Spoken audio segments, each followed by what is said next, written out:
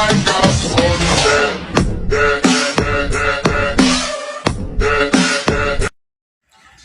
Assalamualaikum warahmatullahi wabarakatuh. Perkenalkan, nama saya Eka Sukma Dewi Valentina, bisa dipanggil Sukma dengan NIM 22210100427.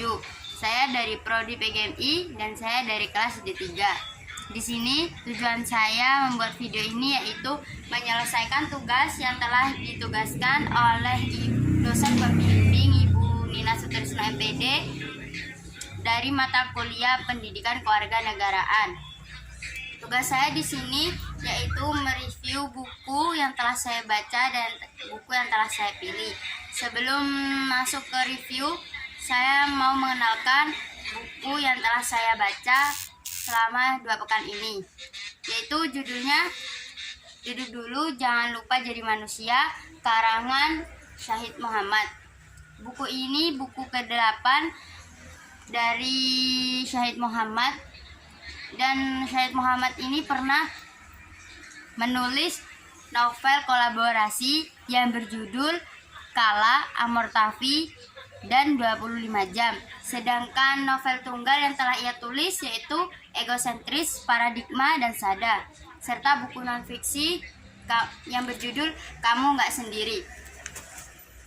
Oke, Duduk Dulu Jangan Lupa Jadi Manusia merupakan buku non-fiksi karya Syahid Muhammad. Buku ini cocok dibaca dalam keadaan apapun. Buku ini membahas tentang hal-hal kecil yang sering terlupakan. Buku ini juga sangat kontekstual dengan kondisi saat ini. Syahid Muhammad sendiri berkata bahwasanya seseorang yang telah membaca buku ini, mereka akan merasa tidak sendirian lagi. Di sini ada sebuah kutipan yang menurut saya sangat penting dan berpengaruh bagi kita. Kutipan tersebut terdapat pada halaman 57 yang isinya, terima apa yang sedang tidak bisa kita usahakan saat ini. Jadi, apapun hasil yang telah kita usahakan tidak sesuai dengan keinginan kita, kita harus terima apa adanya dan kita tidak boleh menyerah begitu saja. Buku ini isinya yaitu menyemangati kepada kita yang merasa sendiri atau kita yang tidak mengenal diri kita siapa. Jadi buku ini sangat cocok buat kita. Syahid Muhammad juga di sini menuliskan mencintai diri yang egois dan tidak terletak pada bagaimana cara kita berhati-hati. Maksudnya di sini terbagi menjadi 2. Ada yang egois. Yang egois itu adalah berhati-hati untuk tidak terluka, tapi tidak berhati-hati untuk tidak melukai. Sedangkan yang tidak egois, Syahid Muhammad di sini menuliskan mencintai diri sehat adalah berhati-hati pada keduanya secara beriringan. Juga tidak lupa, di sini Syahid Muhammad menuliskan mari belajar ucapkan terima kasih pada diri. Maksudnya, mari belajar ucapkan terima kasih pada diri sendiri. Apapun hal yang kita lakukan, bagaimana kita melakukan, kita tidak boleh menyesali. Akan tetapi kita harus berucap terima kasih kepada diri kita sendiri, karena tanpa diri kita sendiri kita tidak bisa apa-apa. Jadi dimulai dari diri kita dan berakhir juga dari kita.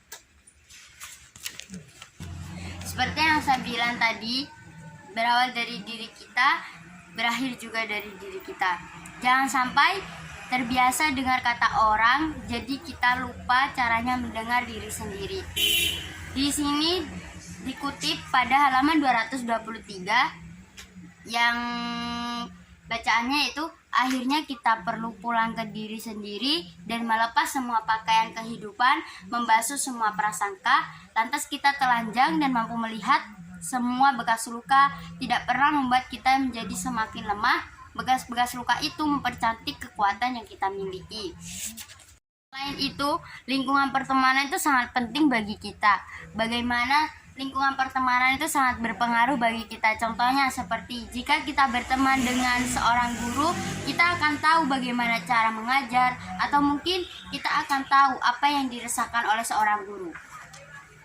Begitu juga kita berteman dengan seorang peneliti.